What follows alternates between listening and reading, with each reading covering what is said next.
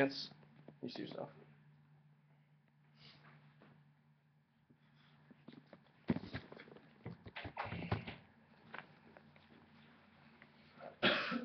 Quick, what's the first thing that comes to people's minds when they think about the University of Kansas?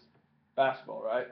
To think it all started back in 1891 with a brown leather ball and two measly peach baskets. The brainchild of James Naismith, the development of basketball led to our beloved Allen Fieldhouse, which has hosted some of the most exciting experiences in campus history. And here's Allen Fieldhouse. Just a little picture. Most of you probably know a little something about the man who invented the game and the Fieldhouse that's given this college town of 90,000 such a clear and NBA identity. But I'm here to fill you in on everything else, where it all started and how it turned into something so special. So I assume you know all the basics. James Naismith,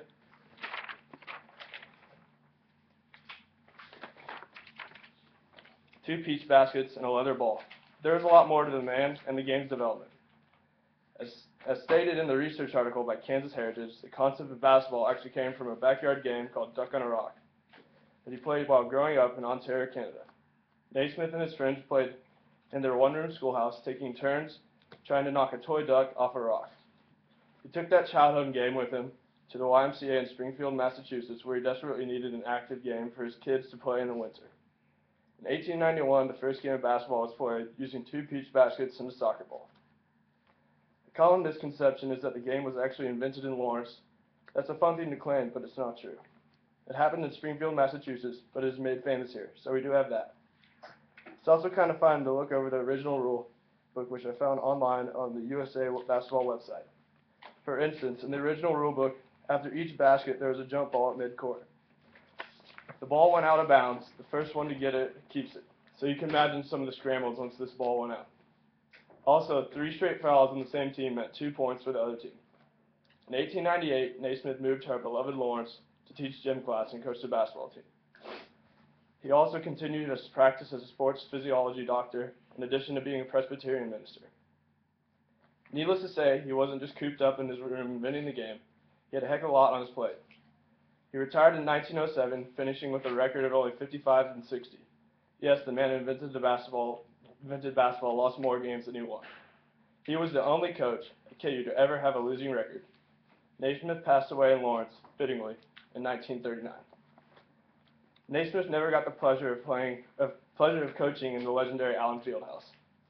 A bill was passed to begin building back in 1949, but it took a few years to get the necessary funding. To get the bill passed, the founders had to allow the Fieldhouse to be used as an Army ROTC drill hall for the World War II, if necessary.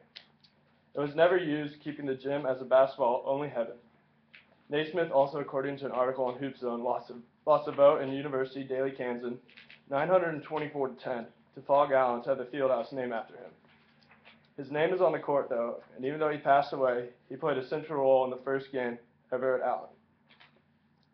On March 1st, 1959, the Jayhawks took down K-State 77-66 in front of an overflowing crowd of 17,228, still a record today. Kansas Heritage also describes the halftime presentation, a 10-minute-long reenactment of Naismith inventing the game. Fog Allen spoke to the crowd after, and a band played to commemorate the opening.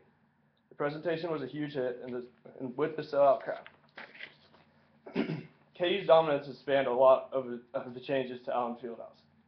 As described in an ESPN article on Allen, the Fieldhouse went through some big renovations in 2006. Among the highlights of the $3.5 million renovation are the HD video board and the larger restrooms and concession stands. The capacity has settled in at 16,300, so the attendance record from the first game will never be broken.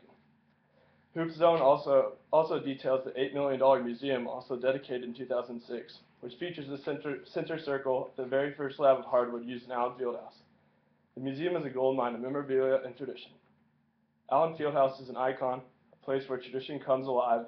The presence of legends who wore their retired jerseys is always felt.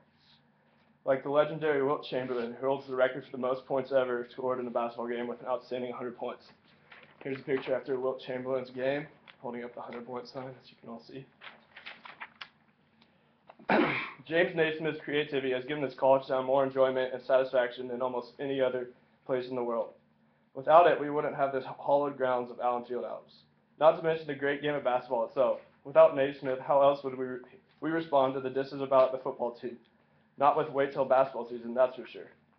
Thank you, and next time we're all in the student section chanting Rock Chalk during another blowout, I hope you remember how it all began and the man who invented the game and turned this city into the heart and soul of basketball.